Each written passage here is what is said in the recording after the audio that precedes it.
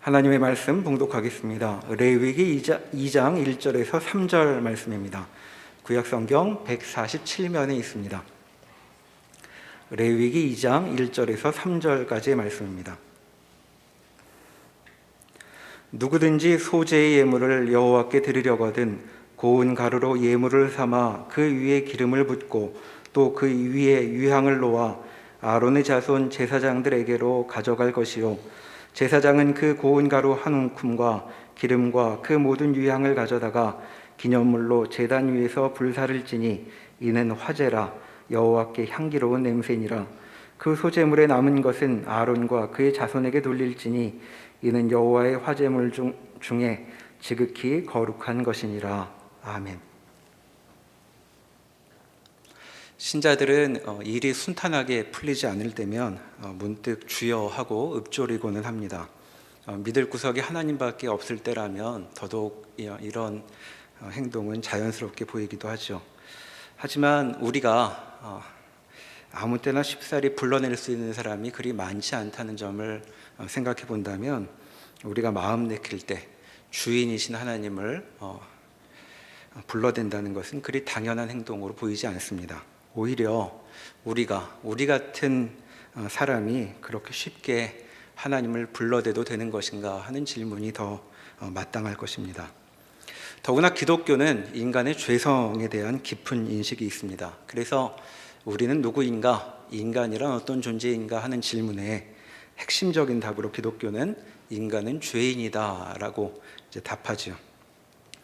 원래도 피조물로서 인간은 하나님과는 대등한 위치에 설 수 없는, 비교할 수 없이 낮은 처지에 놓여 있는 존재인데 죄라는 문제까지 겹쳐서는 하나님과는 상종할 수 없는 그런 형편에 처했다고 말하는 것이 기독교가 그려내는, 성경이 가르치는 인간의 근본 현실이라고 말하겠습니다. 바로 이와 같은 인간의 정황을 전제로 하고 있는 것이 레위기 말씀이라고 할 수 있습니다. 레위기를 펼쳐보면 1장부터 7장에 이르기까지 5개의 제사를 이제 소개하고 있습니다. 하나님께서 이스라엘에게 이렇게 하라고 명하시는 내용인데, 그중 1장부터 3장에 보면 처음 세 제사가 한 장에 하나씩 설명되고 있습니다. 1장에 번제가, 그리고 2장에는 소제가, 3장에는 화목제라는 제사가 나오고 있고, 이 제사를 3대 제사라고 말할 수 있는데 이 제사에는 공통점이 있죠. 1장 9절에 보시면 번제를 설명하고 이렇게 1장 9절을 마무리 짓습니다. 이는 화제라 여호와께 향기로운 냄새니라. 또 2장 2절 소제에 대한 설명 가운데 2장 2절 끝부분에 이는 화제라 여호와께 향기로운 냄새니라 라고 마칩니다. 또 3장으로 넘어가서 3장 5절에 보면 화목제에 대한 설명도 이는 화제라 여호와께 향기로운 냄새니라 라는 말씀이 들어 있습니다. 그러니까 이 세 제사는 서로 다른 형태의 제사지만 모두 화제라고 불리고 또 여호와께 향기로운 냄새가 된다고 말씀하고 있는 것이죠. 자, 여기서 제사를 드리고 있는 사람의 상태가 무엇인가를 우리가 발견하게 됩니다. 지금 하나님께 제사를 드리겠다고 나와 있는 이 사람은 어떤 상태인가? 여호와 하나님께 향기롭지 못한 존재라는 것이죠. 자, 이것은 향기가 없다는 그런 말이 아닙니다. 하나님께서 그를 대하시면 그에게 얼굴을 찡그리실 그런 대상이다라고 가르치는 것입니다. 사실 여기 향기로운이라고 번역되는 이 말은 좀 더 직접적으로는 가라앉히는, 진정시키는 이라는 뜻을 담고 있습니다. 그러니까 여호와께 향기로운 냄새라는 말은 여호와를 진정시키는 향기다라는 말이죠. 이스라엘 백성은 하나님께 나아가려면 반드시 제사를 드려야 했는데 제사를 통해 하나님을 진정시키는 향기가 올려져야 한다고 가르치는 것입니다. 그러니까 제사가 없다면 하나님께 나아가는 사람은 하나님의 끌어오르는 진노 앞에 서는 것이다 라고 성경은 전제하고 있는 것이죠. 그러니까 제사를 드리는 사람이 자기가 원할 때면 아무 때나 하나님 앞에 등장해서 자기 좋을 대로 제사를 드릴 수 있는 그런 사람이 아니라고 가르치는 것입니다. 자, 이 점을 상징적으로 보여주는 사건이 레위기 바로 앞에 있는 출애굽기 40장에 나오지요. 출애굽기 40장 33절에 보면 성막이 완성이 됩니다. 하나님께서 명하신 대로 모세가 지은 것인데, 그렇게 완공된 성막에 구름이 덮이고 여호와 하나님의 영광이 충만했다고 합니다. 자, 하나님의 영광이 임했다는 말은 주께서 임재하셨다는 뜻인데, 성막이 세워지자 영광이 심지어 충만했다고 가르치고 있습니다. 그런데 여기서 이상한 일이 생겨나죠. 35절에 보면 성막에 구름이 덮이고 여호와의 영광이 충만하자 모세가 회막에 들어갈 수 없었다라고 기록하고 있습니다. 자, 모세는 하나님과 특별한 관계를 맺고 있던 사람입니다.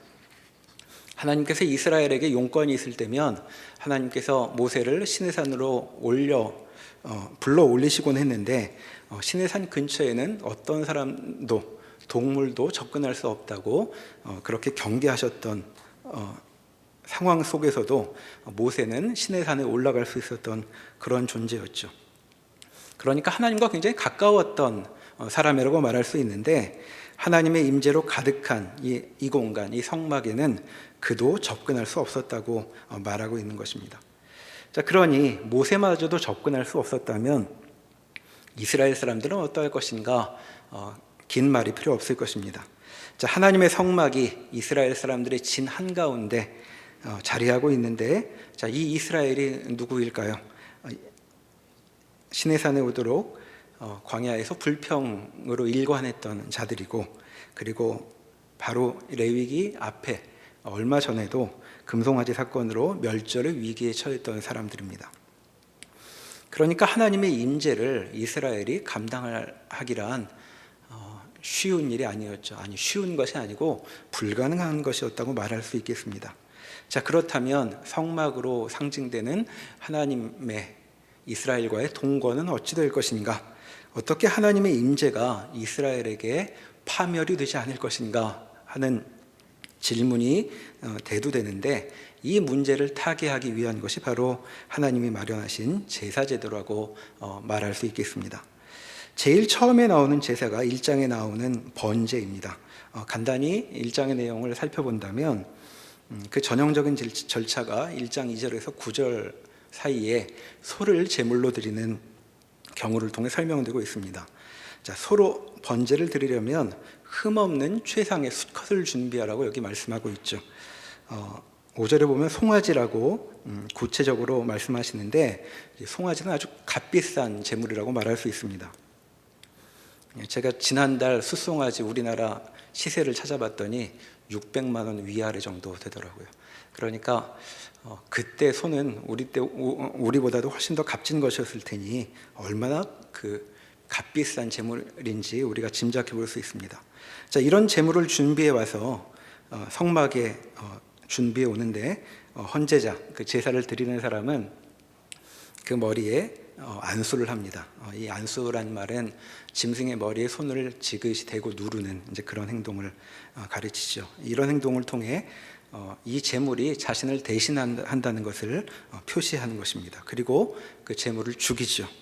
자, 죽인 송아지에서 먼저 피를 빼서는 제단 사방에 그 피를 뿌립니다. 그리고 피를 뺀 제물을 제사장에게 가져가서 가죽을 벗기고 토막을 냅니다. 그러면 제사장이 그 토막이 난 제물을 받아서 머리부터 시작해서 토막 낸 부위 전부를 불이 타오르고 있는 제단 위에 올려 태우게 되죠. 자, 1장 9절에 보면 제사장은 그 전부를 제단 위에 불살라 번제를 드릴지니 이는 화제라 여호와께 향기로운 냄새니라 라고 그렇게 되어 있습니다.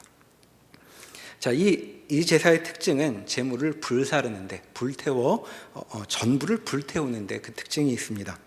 자, 제물이 최고 등급의 송아지인 것을 생각을 해보면 송아지 고기를 불 위에 굽는 셈이죠.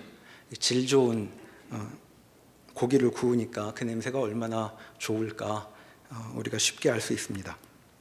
그런데 놀라운 점은 그 냄새도 좋고 맛도 좋을 것이 분명한 그 고기를 잘 구워졌는데도 불에서 내릴 생각이 없이 끝까지 태워버리는 데 있죠.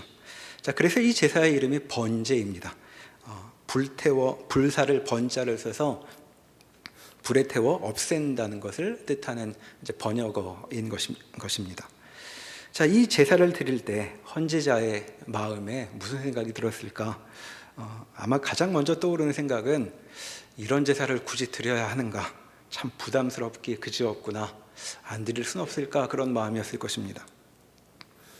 예배 드릴 때 600만 원쯤 준비해서 와야 한다면 꼭 이번 주 예배 가야 되나 그런 생각이 들지 않겠습니까? 물론 형편에 따라 일장에 보면 소 말고 양이나 염소를 드릴 수도 있고 또 정그도 없으면 작은 새 2마리를 바쳐도 됩니다. 그런데 형편이 가능하다면 송아지를 바치는 게 맞는 것이죠. 당시 이스라엘 사람들을 보면 이 사람들이 늘 고기를 먹고 사는 사람들이 아니었습니다. 출애굽기가 가르쳐주듯 이들의 주식은 만나와 메추라기라고 되어 있죠. 그러니까 소를 자주 먹었을 리가 없습니다.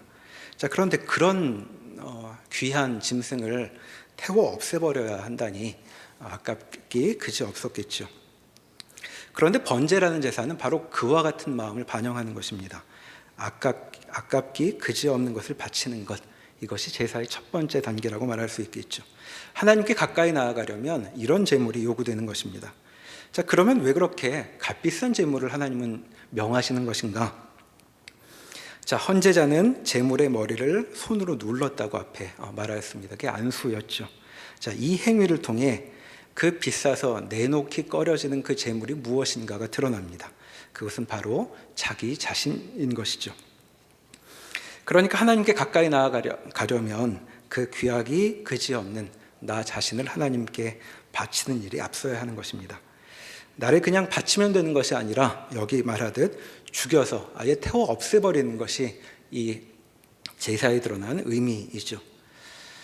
제사는 이런 그 번제의 특징을 통해 우리가 확인하게 되는 제사의 의미는, 제사는 하나님과 거래하는 것이 아니라는 점을 먼저 확인할 수 있습니다. 자, 내가 하나님께 이렇게 정성을 들이면 하나님께서 나를 좋게 보아주셔서 내게 좋은 일이 일어나겠구나 같은 기대가 여기 들어설 틈이 없는 것이죠.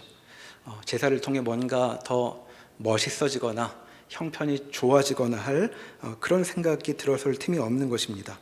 왜냐하면 하나님께 가까이 나아가는 자는 자신을 완전히 태워 없애버려야 하기 때문이죠. 이 상태가 되는 것이 1장 9절이 말하듯 이는 화제라 여호와께 향기로운 냄새니라 라는 말씀이 가리키는 것입니다. 자, 향기로운 냄새라는 말, 앞에서 말씀드렸듯 진정시키는 향기라고 하였습니다. 그러니까 내가 불타서 완전히 사라져 없어져야만 하나님의 진노가 진정될 수 있다고 말하는 것이죠. 자, 그러니까 내 모습 그대로 나와서 하나님 앞에 얼쩡거리는 것, 그것은 제사가 아닙니다. 제물이 완전히 불타서 없어져 버리면 그것이 하나님께서 기뻐 받으시는 것이라고 말하고 있는 것이죠. 자, 이와 같은 것이 첫 번째 제사 번제에 담긴 뜻이었습니다. 자, 물론 하나님께서 이스라엘을 구원하신 목표가 이 사람들을 아예 없애버리는 것, 무로 돌려버리는 것은 아니었을 것입니다. 그러니까 이 완전히 불태워 없앤다는 데에는 우리 생각보다 더 깊은 의미가 담겨 있을 것입니다.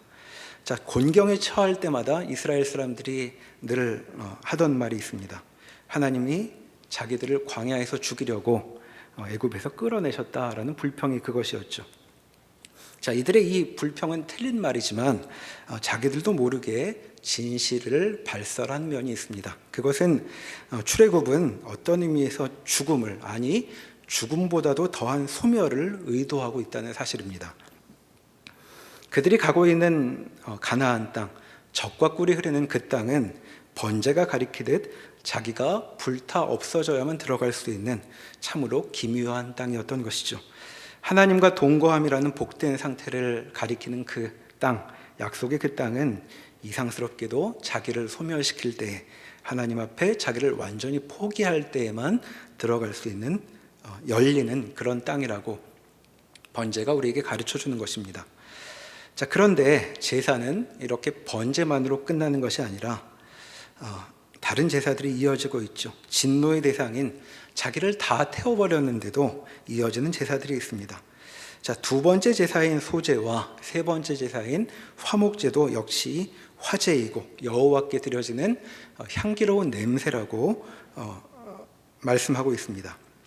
이제 번제에 이어서 나오는 소제라는 제사에 어떤 의미가 있는지 살펴보도록 하겠습니다. 2장 전체가 두 번째 제사인 소제를 설명을 합니다.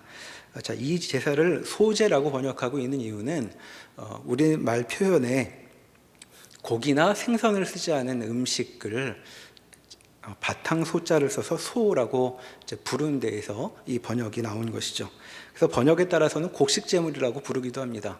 그런데 곡식제물이라고 전부 소제인 것은 아닙니다. 뒤에 다른 제사들을 보면 그런 내용이 나오는데, 우선 우리가 여기서 확인할 수 있는 것은 번제에 이어 나오는 두 번째 제사는 곡식으로 드린다는 점은 분명히 말할 수 있겠습니다.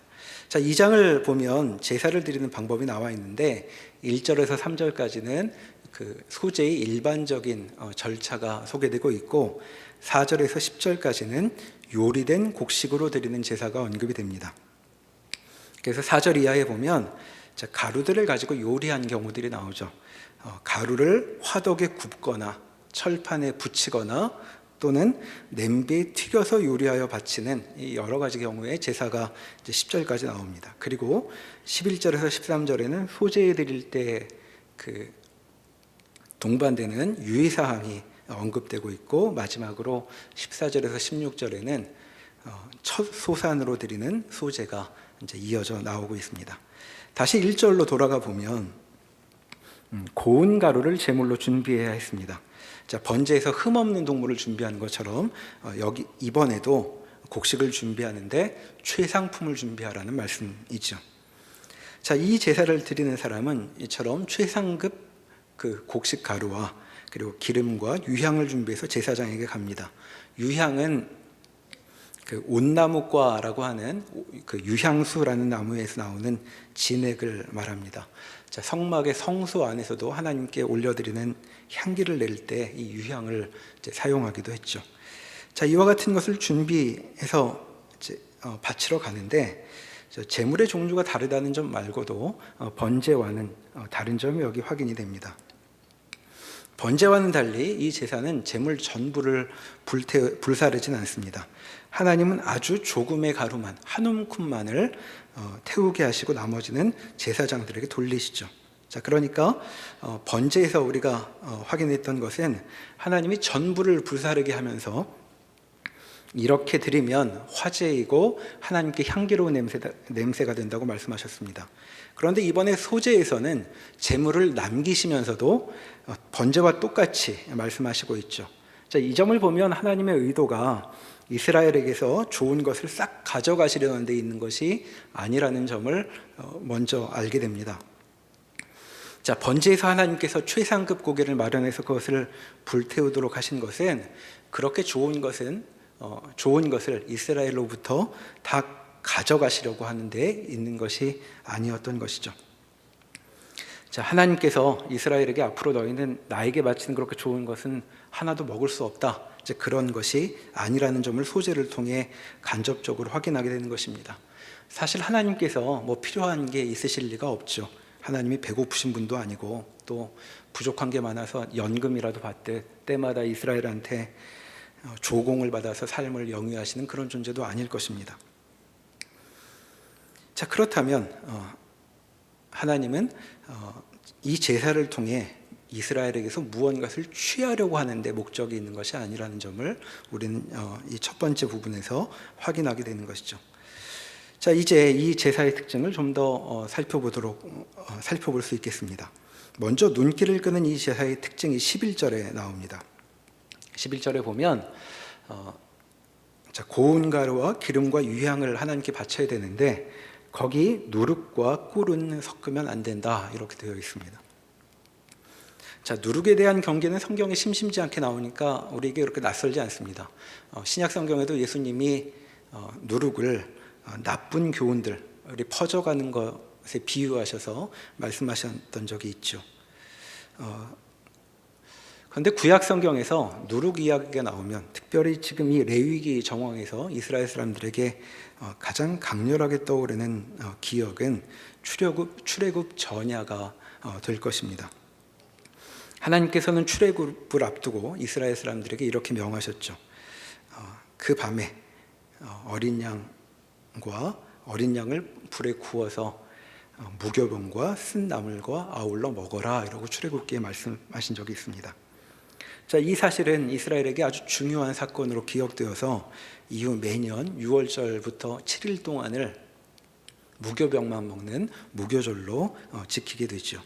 자, 이처럼 누룩을 넣지 않는 곡식으로 바치는 제사는 애굽으로부터 나오게 된 출애굽을 연상시키는 일이 되는 것입니다.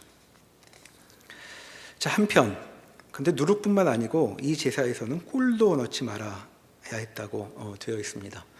자, 무교병은 쓴 나물과 먹으라고 되어 있으니까 꿀을 안 넣는 것은 자연스러워 보이기도 하는데, 대체 왜 그러면 꿀일까? 꿀을 안 넣어야 될까?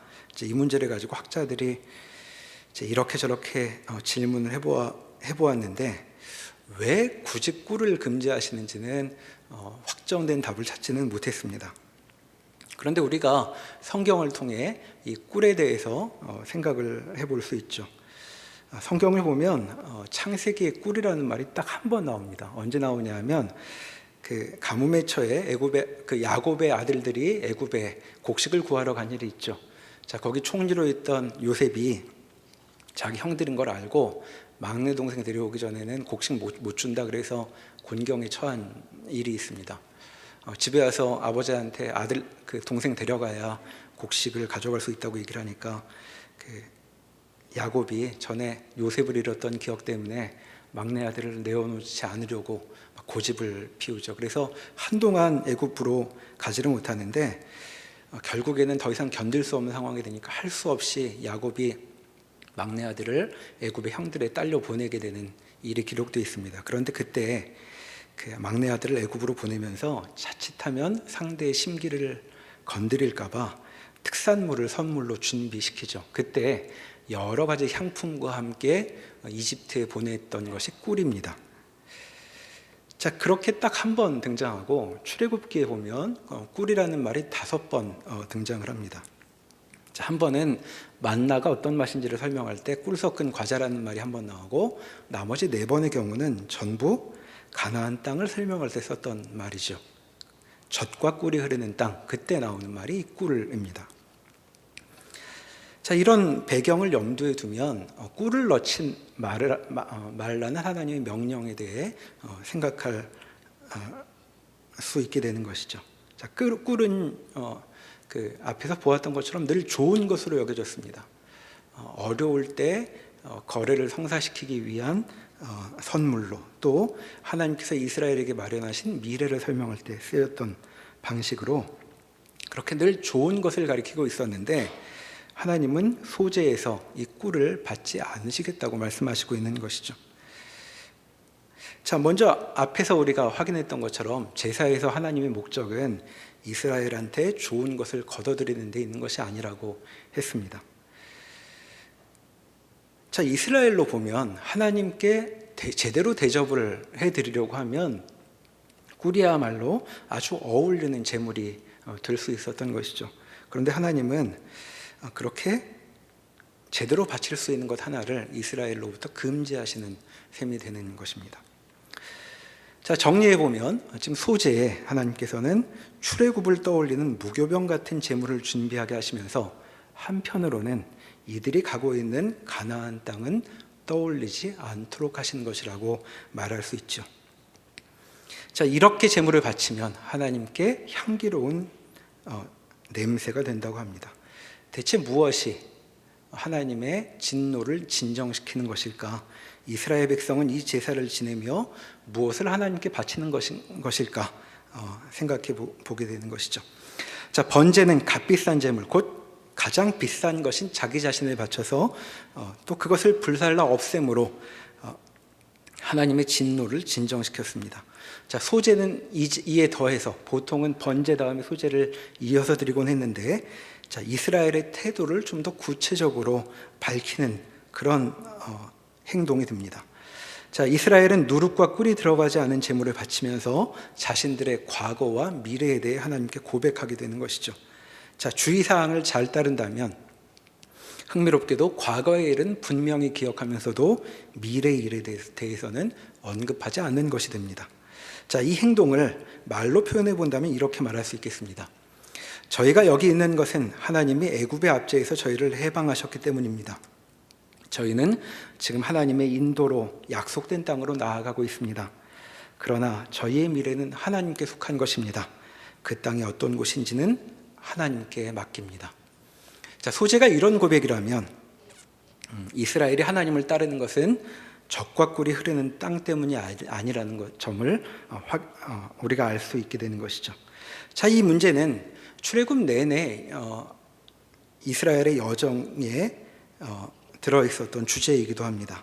자, 이스라엘은 모세의 인도를 따라 여행하면서 자신들의 불길한 운명을 자주 예감했습니다. 자, 애굽의 정예 부대가 쫓아오던 홍해 앞에서도 그랬고, 마실 것도 먹을 것도 없던 광야에서도 그랬던 것이죠. 과연 우리들에게 좋은 미래가 있겠는가 하는 질문에 대해 자주 의혹에 휩싸였던 것입니다.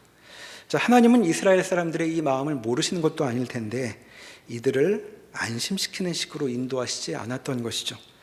자, 홍해에서 앞에서는 바닷물이 넘실거리고 있어서 피할 곳도 없는데 이제 뒤에서는 죽음의 세력이 애굽의 정예 부대가 몰려들고 있습니다. 자, 그때 이스라엘 사람들은 어린 아이들을 품에 안고 망연자실했을 것입니다. 또 광야에서 아이들이 목이 말라서 하나둘씩 쓰러지고 있을 때 사방 어디에서도 물 한 방울 찾을 수 없었던 일을 이들은 겪었죠. 그래서 이들은 미래를 걱정했고, 그리고 진지한 걱정 끝에 미래는 자신들이 챙기겠노라고, 그래서 이 여정에서 이탈하겠노라고 여러 차례 말한 바가 있습니다. 자, 자꾸 반복했던 말, 애굽으로 돌아가겠다라는 말이 바로 그것입니다. 자, 그러나 하나님께서 이들에게 말씀하시는 것이죠. 대체 너희 눈에 아무것도 보이지 않는다는 것이 무엇이 문제란 말이냐? 내가 책임지고 있다는데 도대체 너희 걱정이 무엇이란 말이냐? 하고 말씀하시죠. 자, 이스라엘은 여러 위기를 경험하지만 그 위기 때문에 죽은 적이 없습니다. 심지어 하나님께 대한 반역으로 광야에서 40년을 머무는 동안에도 이들은 굶어 죽지도 맞아 죽지도 않았던 것이죠. 자, 그들의 미래, 이들의 운명은 이들이 신경 쓸 과제가 아니었던 것입니다. 자, 소재가 이와 같은 이스라엘의 현실을 증언하고 있는 것이죠.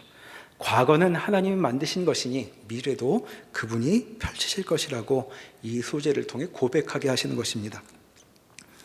그러니 소재의 마음을 제대로 담는다면 소재는 이런 고백을 담게 되는 것이죠. 미래에 꿀이 있어서 저희가 하나님을 따르는 것이 아닙니다. 미래는 하나님께서 신경 쓰시면 됩니다. 저희는 오늘을 살겠습니다 라고 고백할 수 있게 되는 것입니다. 자, 이제 이와 같은 유의사항을 넘어서 이 제사에 담겨있는 뜻이 무엇인가를 좀 더 생각해 보겠습니다. 자, 이 제사에는 반복되는 단어가 하나 있습니다. 2절에 보시면 제사장은 그 고운 가루 한 움큼과 기름과 그 모든 유향을 가져다가 기념물로 제단 위에서 불사를 지니라고 되어 있죠. 9절에도 보시면 그 소재물 중에서 기념할 것을 가져다가 제단 위에서 불사를 지니라고 되어 있습니다. 16절에는 제사장은 찌은 곡식과 기름을 모든 유향과 함께 기념물로 불사를 지니라고 되어 있죠. 자, 기념물이란 말이 반복되고 있습니다. 자, 아주 조금만 가져다가 하나님께 바치는데 이것은 얼마나 많이 바쳤는가 하는 식으로 이 행동 자체가 의미를 갖는다기보다는 이 행동이 무언가를 가리키고 있다는 점을 강조하는 것입니다. 기념물이라는 단어는 상기시키다라는 뜻이 있습니다. 자, 누군가에게 무언가를 기억해달라고 하는 행동이라는 것이죠. 자, 누구에게 상기시키는 것일까요? 제사를 받는 분은 여호와 하나님이시니까 지금 하나님께 무언가를 기억해달라고 말하는 것이 됩니다. 그럼 무엇을 상기시키는 것인가? 자, 이에 대한 단서가 13절에 나옵니다. 이것이 두 번째 유의사항이었는데, 내 모든 소재물에 소금을 치라. 내 하나님의 언약의 소금을 내 소재에 빼지 못할지니 내 모든 예물에 소금을 드릴지니라 라고 되어 있습니다. 자, 이 소재에는 항상 소금을 넣습니다. 방금 읽은 말씀에도 있듯이 소금은 늘 언약의 소금이라고 구약 성경은 표현하고 있죠. 그러니까 소금은 늘 언약과 관계되는 것입니다. 자, 그렇게 보면 소제는 언약을 기념하는 일이라고 말할 수 있겠습니다. 자, 소제를 바침으로 언약을 상기시키는 것인데 누구한테 상기시키는 것인가? 여호와 하나님께인 것이죠. 자, 언약은 이스라엘이 하나님과 맺고 있는 특별한 관계를 가리키고 있습니다. 이스라엘이 지난 1년여간 출애굽하여 경험한 것이 무엇이었습니까? 자, 하나님께서 애굽에서 심한 압제를 받고 있던 이스라엘을 기억하시고 그들을 끌어내셨죠. 그래서 모세에게 하나님께서는 이렇게 말씀하신 바가 있습니다. 출애굽기 3장 6절에서 몇 구절을 제가 읽어드리겠습니다. 또 이르시되 나는 내 조상의 하나님이니 아브라함의 하나님, 이삭의 하나님, 야곱의 하나님이라. 여호와께서 이르시되 내가 애굽에 있는 내 백성의 고통을 분명히 보고 그들이 그들의 감독자로 말미암아 부르짖음을 듣고 그 근심을 알고 내가 내려가서 그들을 애굽인의 손에서 건져내고 그들을 그 땅에서 인도하여 아름답고 광대한 땅, 젖과 꿀이 흐르는 땅에 데려가려 하노라. 자, 하나님은 이스라엘의 조상들에게 하신 약속을 기억하시고 지금 주도권을 쥐고 어떤 일을 시작하시려고 하죠. 자, 하나님께서 이스라엘에게 눈길을 돌리셨고 직접 개입하셔서 이스라엘을 끌어내십니다. 자, 그러나 하나님의 목적은 그저 그들을 해방하시는 것으로 그치는 것이 아니었습니다. 자, 이스라엘을 시내산 아래에 불러놓고 그들과 언약을 맺으시죠. 제사장 나라, 거룩한 백성이 이 언약 관계에 놓인 이스라엘의 특별한 명칭이 되었습니다. 자, 그런데 이와 같은 뜻을 하나님께서는 품고 계시고 이스라엘과 함께 하려고 하셨는데 이런 뜻이 이루어지기에는 이스라엘은 너무나 형편없는 파트너였죠. 자, 하나님께서 이 언약 관계에 따라 이들과 동거하시기 위해 모세를 시내산에 불러 올리셔서 상세한 계획을 전달하십니다. 성막을 어떻게 지어야 하는지를 알려주시고 또 십계명이 적힌 증거판도 건네주시기 위해 모세에게 지침을 주시고 있는 바로 그때에 산 아래에서 문제가 생겼죠. 그것은 이스라엘이 모세의 공백을 견디지 못하고 좀 전에 지키겠다고 맹세했던 여호와의 명령을 어긴 것입니다. 그것이 출애굽기 32장 1절에 나와 있습니다. 유명한 구절이니 다시 한번 찾아보시면 좋겠습니다. 출애굽기 32장 1절입니다.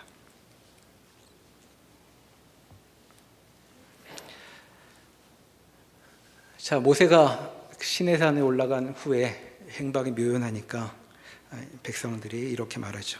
32장 1절에 백성이 모세가 산에서 내려옴이 더딤을 보고 모여 백성이 아론에게 이르러 말하되 일어나라 우리를 위하여 우리를 인도할 신을 만들라. 이 모세 곧 우리를 애굽 땅에서 인도하여 낸 사람은 어찌 되었는지 알지 못함이니라.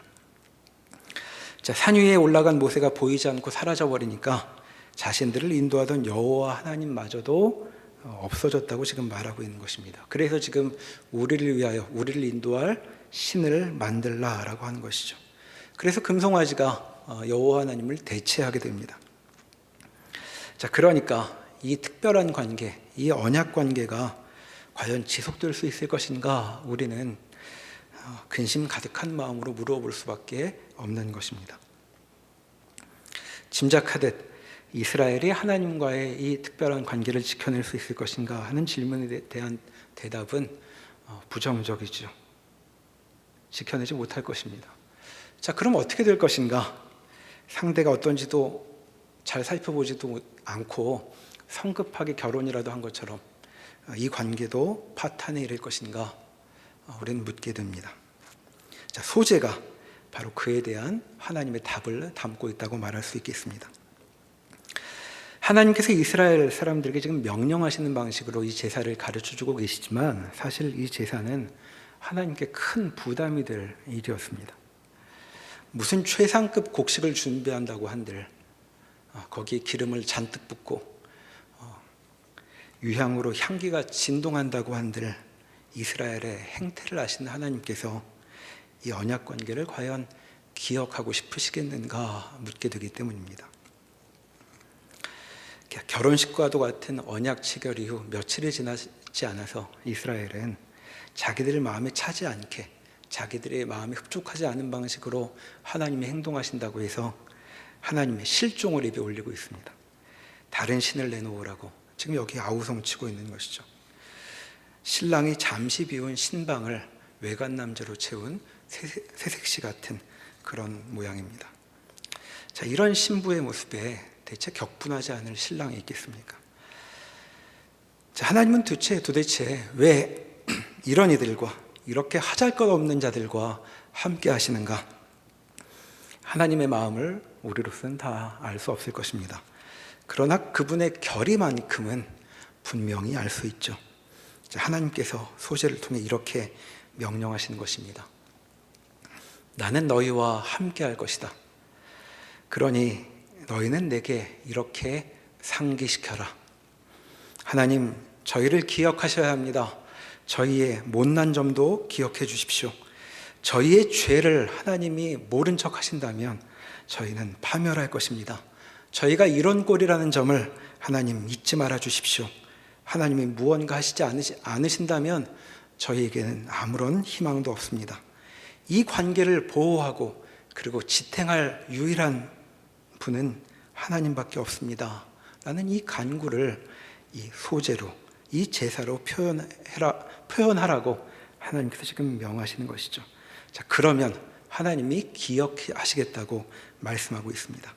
내가 이 언약을 지켜낼 것이다 하고 이 소재를 통해 답하신다는 것입니다. 고대에는 지금도 마찬가지지만 소금은 절대 없앨 수 없는 물건을 상징했습니다. 자, 불로 태워도 없어지지 않고 시간이 지나도 그대로 있고 그리고 어떤 수단으로도 파괴할 수 없는 것, 물에 녹여버려도 물이 사라지고 소금만 남게 되죠.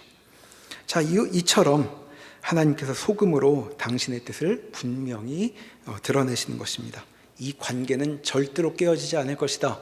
왜냐하면 내가 이 관계를 지켜낼 것이기 때문이다. 자, 그러니 이스라엘은 번제에 이어 소제를 통해 깨닫게 됩니다. 자, 번제를 통해 하나님과 함께하는 삶은 자신을 불태워 없애야 가능하다는 점을 배울 수 있었습니다. 이제 소제를 통해 그 다음 사실로 나아가게 되는 것이죠. 자신을 불태워 없애면 남는 것은 아무것도 없는 것인가? 그렇지 않습니다. 자, 나를 불태워 없어진 그 공간, 거기는 이를 그르친 나는 사라져버린 그 자리엔 비어있는 것이 아니라 신실하신 하나님께서 대신 그 자리를 다 채우시는 것이죠. 이 관계는 이와 같은 동거로 하나님께서 지켜내실 것이다 라고 말씀하고 있습니다. 자, 살면서 이런 사실을 직면하신 적이 있으십니까? 나를 가만히 보면 나에게는 좀 이상한 모습들이 있습니다. 나만 아는 행동이죠. 자, 때마다 사람들은 알아보지 못해도 삐죽삐죽 그런 모습이 튀어나오곤 합니다. 이게 웃고 넘길 일만은 아닌 것이 이런 못난 모습이 정말 중요한 순간이면 튀어나오죠. 그래서 정말 중요한 결정을 하거나 선택을 해야 할 그 상황에 참으로 마음에 안 드는 그와 같은 못난 면모가 불쑥 튀어나와 이를 망쳐놓곤 합니다. 돌아보면 인생의 중요한 순간마다 그렇게 이를 그르셨던 일이 여러 번 떠오르기도 하는 것이죠. 자, 그런 경험이 있으시다면 한번 생각해 보십시오. 앞날은 어떨까? 그동안 인생의 교훈이 많이 있으니 앞으로는 좀 잘하게 될까?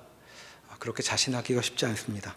어느덧 그 교훈도 잊어버리고 내 안에 있는 그 뿌리 깊은 본성은 또 이를 그렇게 몰고 갈 공산이 크죠. 아마도 미래의 어느 순간에 또 이상하게 행동하여 아주 중요한 일을 그르칠지도 모릅니다. 자, 이런 무서운 현실이, 이와 같은 공포가 이스라엘의 삶의 밑바닥에 깔려 있었던 것이죠. 아마 이들은 우리가 그렇듯 자신들이 누구인가 아직 잘 모를 것입니다. 그러나 하나님은 이들의 정체를 아시니 이런 면모도 분명히 알고 계실 것입니다. 아마도 지금 이스라엘이 누구인가를 제대로 아시는 유일하신 분이실 하나님께서 이 소재를 통해 이스라엘에게 말씀하시고 계시는 것이죠. 너희는 너희의 어리석음 때문에 멸망하지 않을 것이다. 너희가 소재를 드릴 때마다 나는 기억할 것이다. 내가 너희를 지켜낼 것이라고 나는 그렇게 너희에게 맹세하겠다라고 말씀하시는 것입니다. 그러니 이스라엘은 제사를 드리면서 하나님의 이와 같은 맹세를 듣고 있는 것이며 그분의 마음을 엿보게 되는 것입니다. 신자가 하나님을 주여라고 아무 때나 부를 수 있게 된 것은 하나님의 이와 같은 맹세가 있기 때문이죠. 이렇게 맹세하신 분, 이런 마음을 품고 계신 분이 우리 앞에서 우리를 보고 계신다라고 소재가 가르쳐주고 있습니다. 이와 같은 주님의 시선 아래에 주께서 허락하신 평안과 안식을 누리는 우리 모두 복된 주의 자녀들이 되기를 소망합니다. 기도하시겠습니다. 하나님께서 저희를 다 아시는데 왜 저희와 같은 자들을 깊은 관심 가운데 바라보시고 또 구원하시고 자녀 삼으신 것인가 저희는 다 알지 못합니다. 그러나 주의 뜻이 이렇게 분명히 있으니 하나님께 저희를 맡깁니다. 저희가 아무리 초라하고 부족하고 죄로 늘 무너질지언정 하나님은 늘 신실하게 우리 앞에 계시오니 주님께 모든 것을 맡기며 주님을 의탁하여 사는 복된 주님의 자녀들 되도록 저희를 붙들어 주시옵소서. 예수님의 이름으로 기도합니다. 아멘.